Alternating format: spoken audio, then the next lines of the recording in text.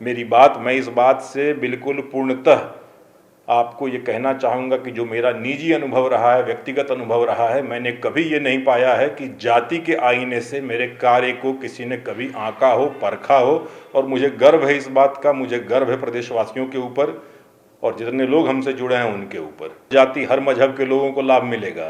रोजगार अगर सृजित करेंगे तो हर जाति और हर मजहब के लोगों के घर में 2 रोटी पहुंचेगी। राजनीतिक हमारे अंदर मतांतर हो सकता है, किंतु यदि इस प्रदेश का, इस राष्ट्र का बच्चा शिक्षित होगा तो वो इस राष्ट्र के लिए, इस प्रदेश के लिए एक धरोहर होगा, एक पूंजी बनेगा।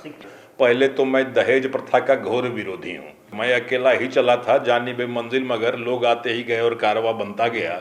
दुनिया के सबसे बड़े लोकतंत्र भारत में कई राज्य हैं और इन राज्यों में जो सरकारें हैं आम जनों के लिए कई जो योजनाएं हैं वो चला रही है, चाहे वो शिक्षा की बात की जाए, स्वास्थ्य की बात की जाए या फिर वातावरण की। लेकिन क्या वाकई में ज़मीन पर ये जो योजनाएं हैं पहुंचती है? शायद नहीं। और यही कारण है कि लोगों के जीवन को सरल बनाने के लिए कई जो फाउंडेशंस हैं वो देश के विभिन्न राज्यों में काम कर रहे हैं। उनमें से एक बिहार में भी है जिसका नाम ज्योतिपुंज फाउंडेशन है और इसके निर्देशक अभिषेक सिंह जी हैं जो हमारे साथ मौजूद हैं। डॉक्टर साहब, बहुत बहुत स्वागत है। क्या वो सोच रही जिसके साथ आप लोगों ने इस फाउंडेशन का शुरुआत किया? सर्वप्रथम तो आपका अभिनंदन करना चाहूँगा। आपने मुझे इस लायक समझा कि मुझसे थोड़ी बात आप कर सकें। तो इस फाउंडेशन के गठन के पीछे जो मौलिक उद्देश्य हमारा है, जो मुख्य उद्देश्य है, जैसा मैं निरंतर कहता हूँ, संसाधन सबके पास सीमित हैं। बड़ा आसान है बैठ करके हम कहीं भी चर्चा परिचर्चा में निंदा करें, वो चाहे प्रदेश की सरकार हो उसकी निंदा करें अथवा केंद्रीय सरकार की निंदा करें, अधिकारियों की, व्यवस्था की निंदा करना तो बड़ा सरल है। किंतु हम लोगों को कभी कभी आत्मचिंतन करना चाहिए कि सीमित संसाधनों के साथ सारी इकाइयां, जितना मैंने कहा आपसे, वो प्रदेश की सरकार हो, केंद्रीय सरकार हो, हमारे आला प्रशासनिक अधिकारी हो, कनीय अधिकारी हो, सब लोग काम कर रहे हैं।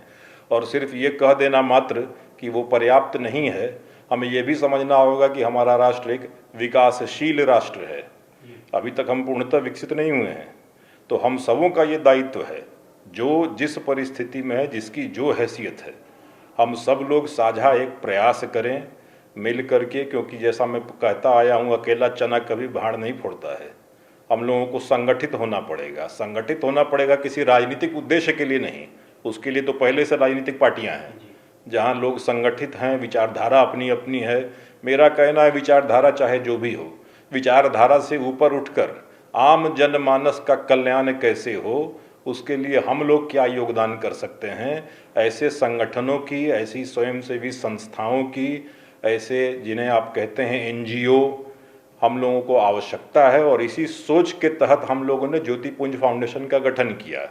और मूलतः हम लोग ऐसे ही सामाजिक कार्यों में हाथ बटाते हैं और लोगों का स्वागत करते हैं कि आएँ हम सब साथ मिलकर, जैसा मैंने पहले भी कहा, अपनी वैचारिक जो मतभेद हैं, जो आइडियोलॉजिकल डिफरेंसेस हैं, राजनीतिक हमारे अंदर मतांतर हो सकता है, किंतु यदि इस प्रदेश का, इस राष्ट्र का बच्चा शिक्षित होगा तो वो इस राष्ट्र के लिए, इस प्रदेश के लिए एक धरोहर होगा, एक पूंजी बनेगा। शिक्षित के होने, बच्चों की होने की बात की आपने। हमने देखा जब आपके पास आ रहे थे उससे पहले हमने भी आपके बारे में जानने की कोशिश की। हमने देखा कई छोटे छोटे बच्चों को आप किताब बांट रहे थे, कई बच्चों का नामांकन आपने अलग अलग स्कूलों में कराया। तो क्या सोचे और क्यों इस तरफ अपने कदम बढ़ाया? ये तो एक छोटा सा प्रयास है। संसाधन तो मेरे पास भी सीमित हैं। मैं तो चाह करके भी इस प्रदेश के, इस राष्ट्र के हर नौनिहाल को शिक्षित कर नहीं सकता हूँ, क्योंकि आप जैसा जानते हैं सब लोग, हम लोग सीमित संसाधनों में काम करते हैं। मेरा उद्देश्य है कुछ सकारात्मक संदेश मैं अपने आसपास रह रहे लोगों को दे सकूं कि ये पहल मैंने की है, चलो आओ तुम भी आगे बढ़ो, यथाशक्ति तुम भी योगदान दो और हम सब मिल करके एक उज्जवल भारत का भविष्य कैसे निर्मित हो, इस पर ध्यान दें। और बच्चे ही हमारा भविष्य हैं, यही कल है, यही आने वाला कल है। हम लोग अपनी सोच को केवल आज अपनी पीढ़ी तक सीमित न रखें। खास करके विशेषतः बालिकाएं हमारी शिक्षित होंगी तो उसके दूरगामी परिणाम होंगे, आप जानते हैं, सहमत भी आप मुझसे होंगे। परिवार सुदृढ़ होगा, अपने बच्चों को शिक्षित करेंगे। यही सारी बातें हैं। बालिकाओं का आपने जिक्र किया, एक पोस्ट और हम देख रहे थे, कई बच्चियों की शादी आप लोगों ने करवाई है, लगातार निरंतर आप लोग विवाह का कार्यक्रम चला रहे हैं, कुछ राशि से भी मदद करते हैं, सामान से भी मदद करते हैं, तो क्या ये सब आप अकेले कर रहे हैं या पूरी जो टीम है वो लगी है? मैं अकेला ही चला था जानिबे मंजिल, मगर लोग आते ही गए और कारवा बनता गया। पहले तो मैं दहेज प्रथा का घोर विरोधी हूँ। मैं सदा बोलता हूँ सभी अभिभावकों को, माताओं को, सभी अपने जानकार लोगों को, दहेज का विरोध करें। न दहेज लेना है न दहेज देना है। अंतरजातीय विवाहों को हम लोग प्रोत्साहित करते हैं। ये सारे जो बंधन हैं, ऊंच नीच, जात पात, इसको मिटाना है। और हम लोगों को इस बात पर बल देना है कि दहेज प्रथा का विरोध करते हुए, शिक्षा पर महत्व देते हुए एक ऐसी अलख हम लोग मिलकर जलाएं, सब लोग मिलकर जलाएं, जिससे कि हमारा भविष्य, हमारा आने वाला कल सुनहरा हो। और ये जो सारी कुरीतियां हैं, दहेज के अभाव में कितनी बच्चियों का पहले ब्याह नहीं हो पाता था।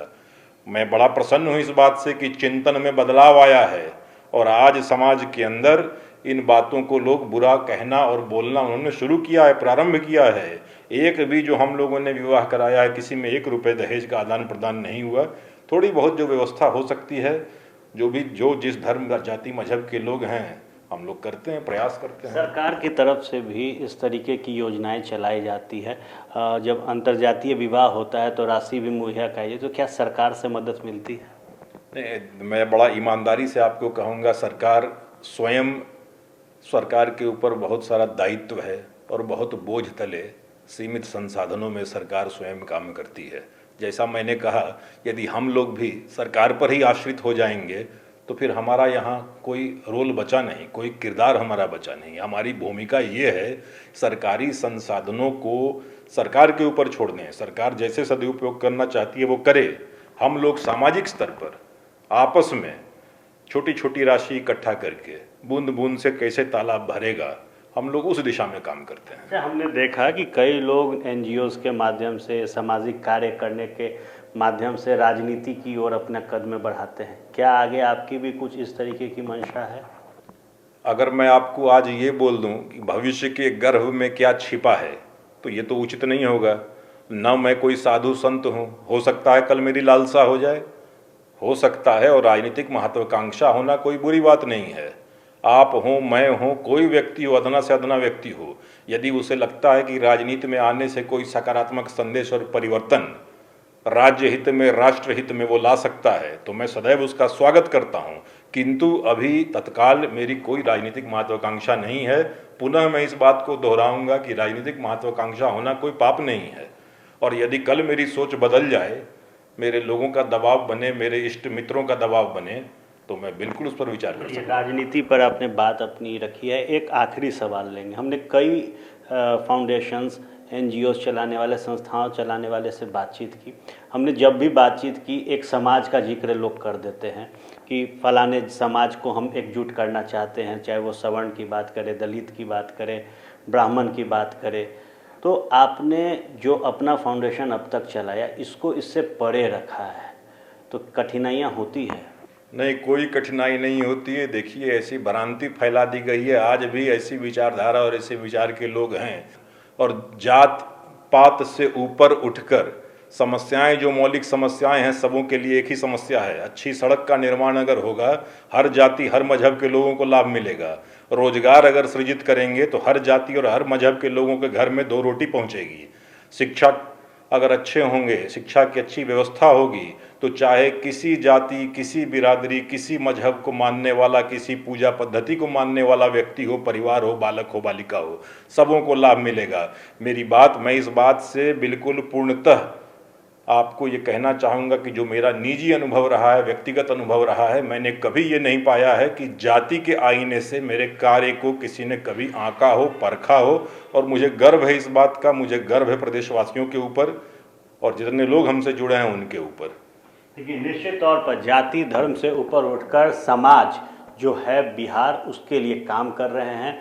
बच्चों को पढ़ाने और उन्हें अग्रसर बनाने की भूमिका में डॉक्टर अभिषेक सिंह लगे हुए हैं।